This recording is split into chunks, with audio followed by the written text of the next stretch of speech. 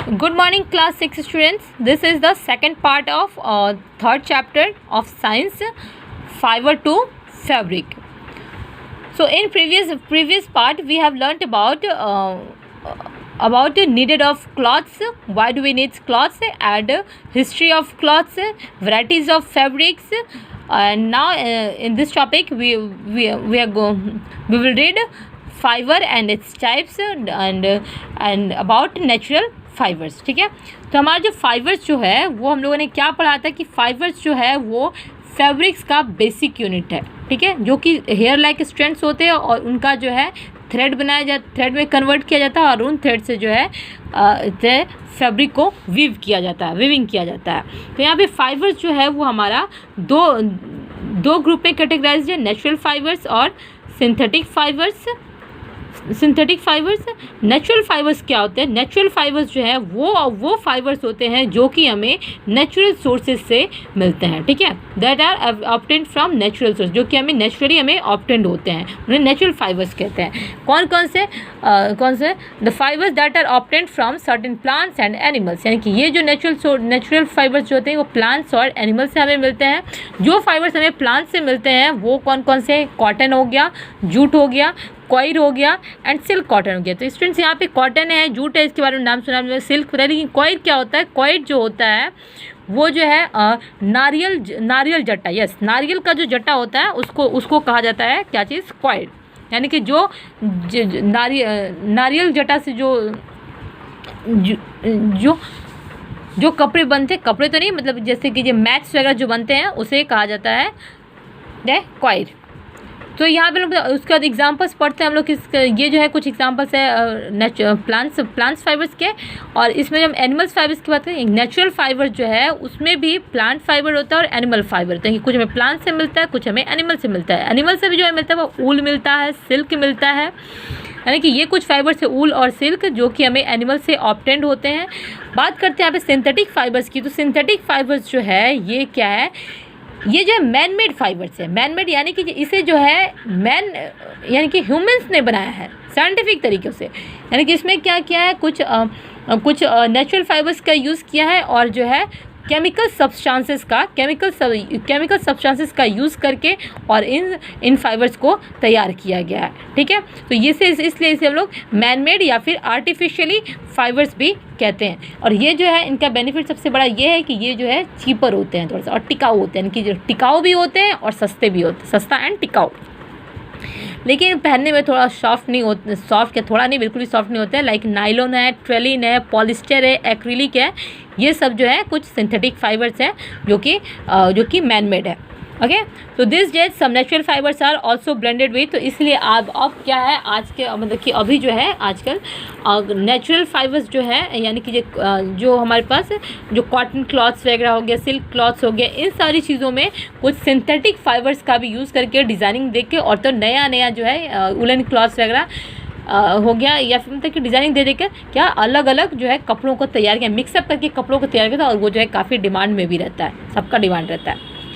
तो अब हम लोग बात करते हैं प्लांट फाइबर्स की. तो प्लांट फाइबर्स में हम लोग सबसे पहले हम लोगों ने पढ़ लिया कि फाइबर्स जो है वो दो टाइप के होते हैं, एक नेचुरल फाइबर्स, उसके बाद सिंथेटिक फाइबर्स. नेचुरल फाइबर्स में दो तरह से होते हैं, एक प्लांट फाइबर होता है और एक एनिमल फाइबर होता है. जो प्लांट से ऑब्टेन्ड होता है और एनिमल से ऑब्टेन्ड होता है.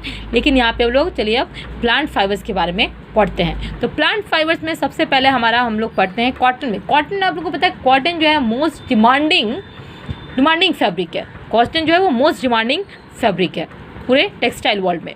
The chief clothing fibre of the textile world is cotton. The fabric prepared from cotton is cool, soft and comfortable. यानी कि जो कॉटन क्लॉथ्स है ये अकॉर्डिंग टू, मतलब इसको जो है गर्मी के मौसम में पहनो, ठंडा के मौसम में पहनो, ठंड के मौसम में पहनो या फिर बरसात के मौसम में, यानी कि सारे सब ये जो है हमें इससे गुड फील होता है इसको पहनने में. तो इसलिए ये काफ़ी अच्छा होता है. तो यहाँ पे पढ़ते हैं, चलिए कॉटन फाइबर के बारे में हम लोग अब डिटेल में पढ़ेंगे. ठीक है, तो जो हमारा कॉटन जो है इसके बारे में पढ़ा कि भाई ठीक है, इसका जो बहुत ज़्यादा डिमांड होता है. ये कॉटन फैब्रिक जो होता है काफ़ी कूल होता है, सॉफ्ट होता है और कंफर्टेबल भी होता है.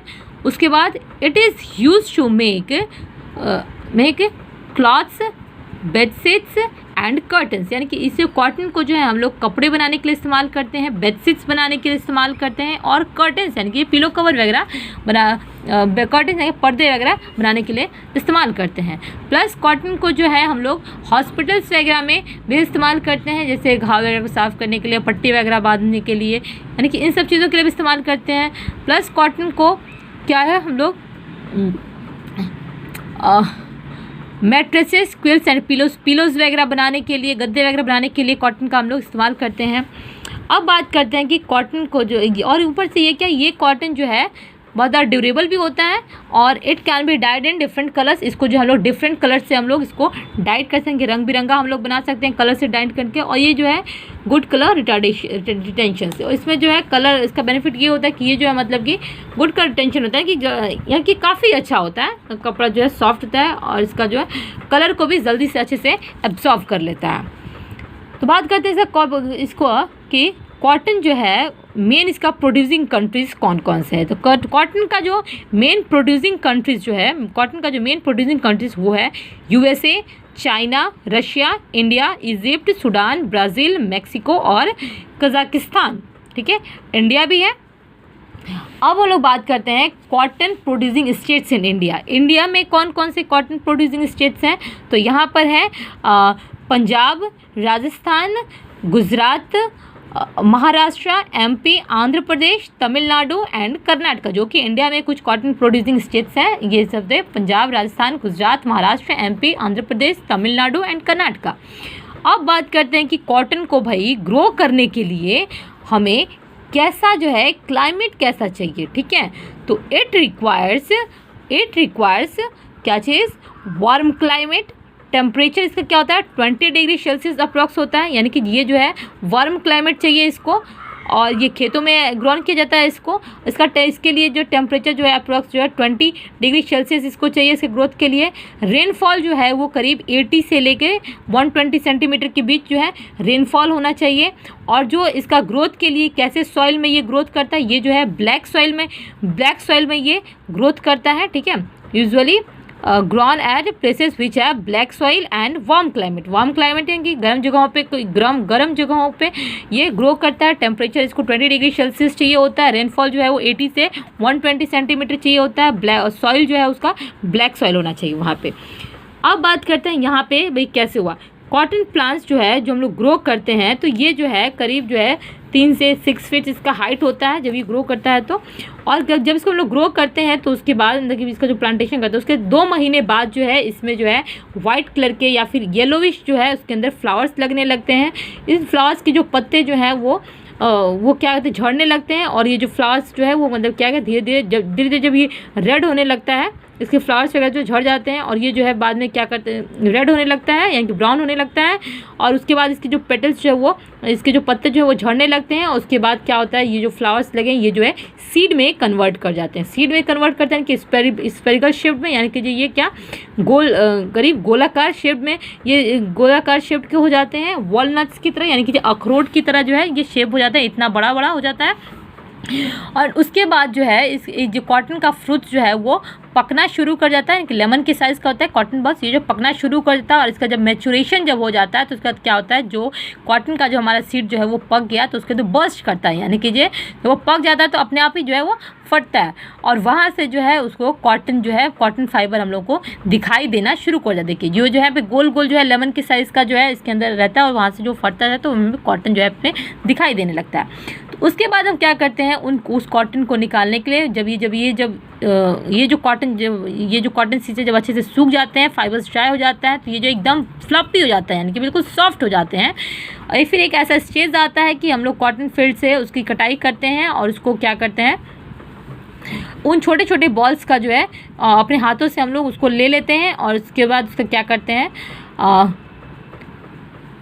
उसके बाद जो है हम उसको जो हम लोग बॉल्स जो लेते हैं उसके बावजूद जो है उसका सीड्स जो है उन कॉटन में जो हम लोग उस कॉटन सीड्स से जो बड़ा सा जो गोला वॉलनट्स की जो थोड़ा लेमन साइज़ का था उसके अंदर से हम लोग जो है अपने कॉटन को जब निकालते हैं तो उन कॉटन के अंदर भी जो है उसके छोटे छोटे जो है सीड्स जो है वो अवेलेबल होते हैं और उन सीड्स को जो है उस कॉटन को जो उस सीड से अलग करने के लिए उसका कॉम्बिंग किया जाता है, ठीक है, कॉम्बिंग किया जाता है, यानी कि हम लोग कह सकते हैं the process of separation of cotton patch from their seeds is known as ginning of cotton.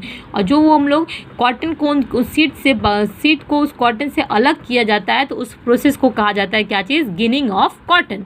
तो अर्लियर गिनिंग जो पहले के समय में जो गिनिंग जो है वो हाथों से किया जाता था, डन बाय हैंड से, बट दिस डेज जो है ये जो है मशीन से, अब जो है मशीन के हेल्प से गिनिंग का प्रोसेस होता है।